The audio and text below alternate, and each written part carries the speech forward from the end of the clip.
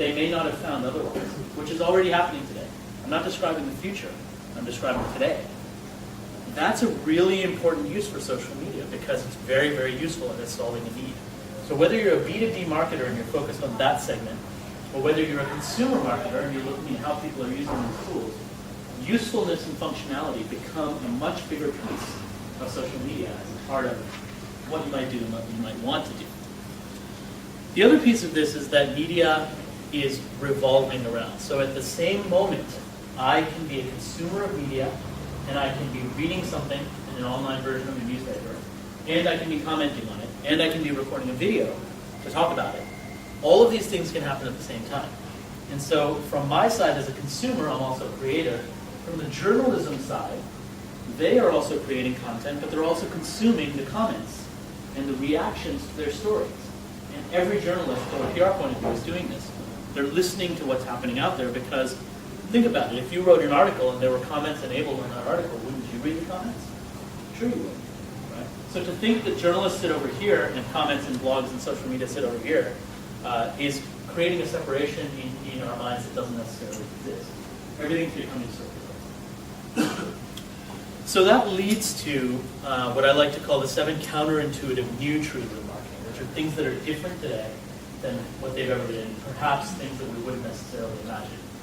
Now, I'm very fond of lists. If anybody's ever read my blog, you know I love lists. And I love lists for a couple reasons. One reason I love lists is because it makes it very easy to take notes. So if you have to justify to somebody why you cut out of work slightly early to come here today, I'm making your note-taking very easy for you. The other reason I like lists is because you've probably already made up your mind sitting there about whether sitting there and listening to me was worth carrying yourself away from the alcohol back there. And the only thing worse than a speaker that really sucks is a speaker that really sucks indefinitely. And so, if you think I suck, you know exactly how long it sucked for. 7 counterintuitive truths. And by the end of those, I'll stop sucking and everybody will go back to their alcohol and everything will be forgotten.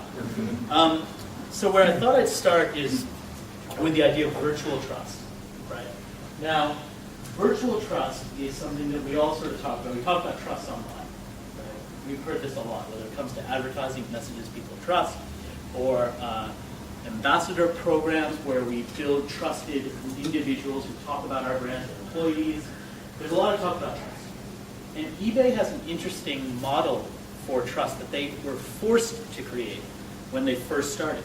Because when eBay first started in the mid-90s, think about the market at that time. Right? Across the world, people were afraid to use credit cards online. So they thought their numbers would be stolen. Right? We might sort of smile at that, or hopefully we're not still in that category. But we might sort of think about that and think, wow, that was a really different time. But not only did they have to contend with that, they had to contend with this issue that why would someone in Perth who was buying something from someone in Sydney trust that they could just send their money to someone that they didn't know and get a product that they didn't need from that person sent back to them, right? Why would they do that? So what eBay decided to do is they decided to create their star rating system, which is up here in the left-hand corner. Up here in the right-hand corner. And essentially what they did with that star rating system was they figured out a way of having a metric for trust within their own website. Right? And once you got to 100, the color changed. Once you got to 150, a different color. When you got to 250, it was a little shooting star. And it was very kind of rewarding to feel like you've ever been in the eBay environment. It was very rewarding to feel like you achieved these different levels of star ratings in eBay. But this was what allowed people to say, I can trust that person.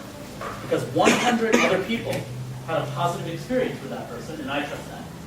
And in the eBay environment, that's enough. And therefore, I'm going to send the money and I'm going to get the thing that I ordered. Right? That's virtual trust. One form of virtual trust. Another form of virtual trust comes when we look at product reviews and things on sites like Amazon or any sort of other site that sells these products. There's a very interesting retailer in the US that launched they had an e-commerce website for a very long time, and they sold products on that e-commerce website. And eventually they said, you know what, Amazon has reviews, it seems to be working well for them. We're going to institute reviews. We're going to put reviews in to our website. And they put reviews into their website. and they measured their conversion rate on products, right? So they were already measuring how many people were going to their website. They were already measuring how many people were browsing. They just measured how many people converted because of reviews. And what they found was that they were converting twice as often when they had reviews. Now, why were they converting when they had reviews? Not based on whether they were good reviews or bad reviews, just the fact that they had reviews. They were converting because people felt more trust. They felt better about what they were buying because they were reinforced by what people said online. And that was important. That was virtual trust. Now the second part of this is that virtual trust trumps real trust in individual self-habits. So for example, let's imagine the situation where I go and I ask my brother what digital camera to buy, because maybe he's the person in my social network that knows about this stuff. So I ask him what digital camera to buy. He recommends a camera. I go on Amazon, I look at that camera, and I look at the reviews, and I read 50 reviews that all say the same thing. That this camera takes nice pictures, but the battery dies after half an hour. And do I really want a camera whose battery dies after half an hour? So now I've got my brother over here, who I know and trust and sometimes like, who said you should buy this camera, and I've got 50 people over here that I don't know, that I have no association with, but who all said the same thing about that camera. And chances are I'm not going to buy that camera because I'm trusting the people that I don't know instead of the person I do know. Very, very powerful shift. That's virtual trust also. The second piece is that there's this Playboy playmate who's green over here, and over here. So all the guys who move over here don't want to see what she actually looks like. And she was talking about a restaurant called Olive Garden, which is an Italian chain restaurant in the U.S., and how much she loves Olive Garden. She went to Italy and told Italians in Italy that American chain restaurant Italian food was better than Italian food.